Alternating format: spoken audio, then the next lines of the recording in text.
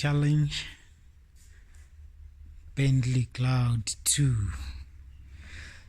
Yeah, the reason it's here is because we have to do the brakes. The brakes weren't working on this thing, so I stripped all the stuff there. I cleaned most of it.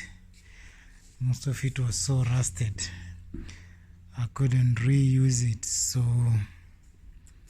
I had to send it away for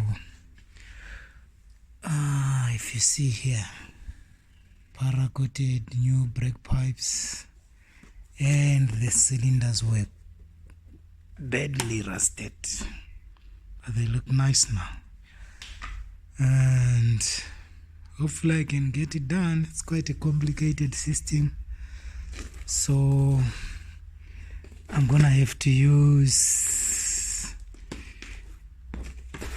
my friend here. He's gonna help me go through it, and let's see if we can get this beauty back on the road very soon. Yeah, let's get busy.